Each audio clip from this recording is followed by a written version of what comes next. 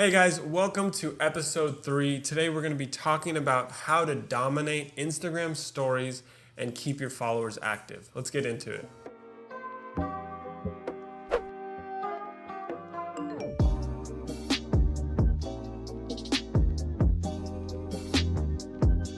A great way to keep up with your followers is through the Instagram story. The Instagram story is a huge tool, and what Instagram has done has built a couple great engagement tools inside the story that we're gonna jump into. The first one I'm gonna get into is Instagram story polls. I'm gonna click on a poll that I recently ran here, and as you could see, 82% voted yes, 18% voted no. And what you could do is you could swipe up after 24 hours and it shows you all who has voted on your story. So if they voted yes, say you were like a fuzzy socks company and you made a poll that said, do you guys get cold toes at night, or are your toes freezing at night? And you put yes or no, and if they do vote yes, then what we're gonna do is we're gonna DM them from there. As simple as like, hey, here's a 20% off code for the people with cold toes, maybe like a laughing emoji or something lighthearted, something personal that they're gonna possibly wanna purchase from you or be more comfortable purchasing from you because you DM them personally.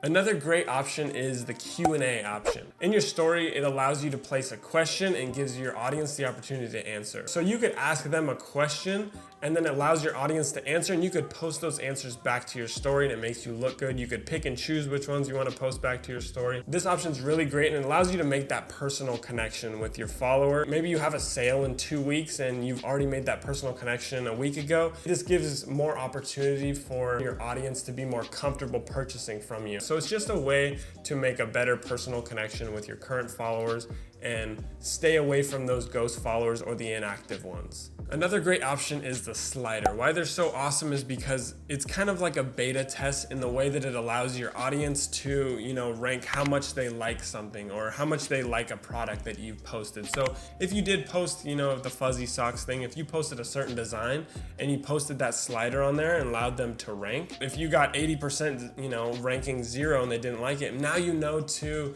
not really push that product as much as another design maybe that got ranked 100. Another great option is the location tag. So when anyone searches, say, Los Angeles, and you posted Los Angeles in your story, now your story pops up on the Los Angeles page. So what I do is when I visit like the Venice Beach location, I'll check out the story or what's going on today with that location. So by placing that tag on your story, you've now upped your chances of a random person stumbling across your page. So say you were a coffee shop and you were in the Venice Beach area, I would stumble across your post by just visiting that Venice Beach story. So what's great is if you post that story or you have a deal going on that day, buy one, get one coffee all day today. If I stumbled on that story and I was going to Venice Beach, I'm most likely gonna visit your coffee shop, and you just up the chances of more reach to your coffee shop through social media. So you just possibly got a sale from me. Another thing I would recommend for your stories is to utilize those GIFs.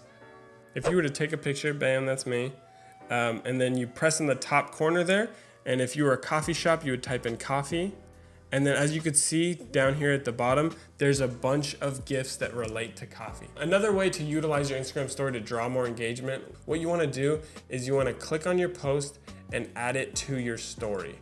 So by doing this, it then pops up in front of people once again, because everybody checks all of their stories every day. So by adding it to your story, you're now putting the post they saw yesterday and maybe they didn't like or they didn't comment on, you're now posting it back to the story and putting it in front of them again. Or if someone didn't get on Instagram yesterday and your post got dropped all the way down to the bottom and they didn't get to see it, now they see it on your story. So what I'm gonna do is I'm gonna make the post smaller. I'm gonna then add a GIF over the top of it, like a puppy, a little puppy. So what I'm gonna do is I'm gonna add a picture or a GIF on top of it that draws more taps and more visits to this post. So what I'm gonna do is I'm gonna write tap here for a surprise.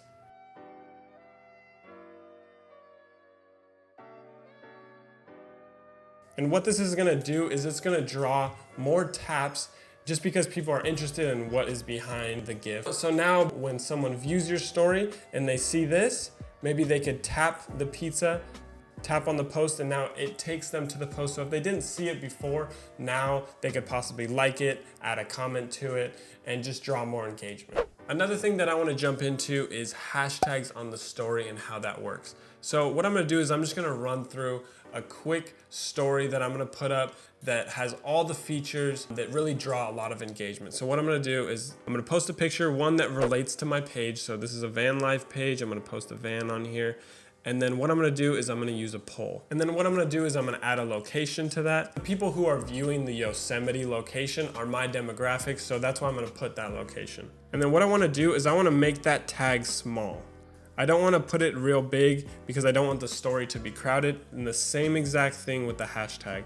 I'm gonna put a hashtag on there. So we wanna use a hashtag that has a lot of viewers visiting it. So I'm just gonna place van life on there. And then the same exact thing, we want it to be small. We don't want it to be real visible. So we're gonna put it down in the corner there because we don't want the post to be crowded. We want the post to look nice. We want people to engage with it, and people only engage with posts that look nice. Another great option is the music option. So if you have a video, it's really great to put music on it and make it more interesting rather than just background noise on your video. So that's all we need to know for Instagram stories and how to keep up with our followers. Let's jump into the recap. Hey guys, you just finished episode 3 on how to dominate Instagram stories to keep up with your followers. This is the recappuccino. Let's get into it.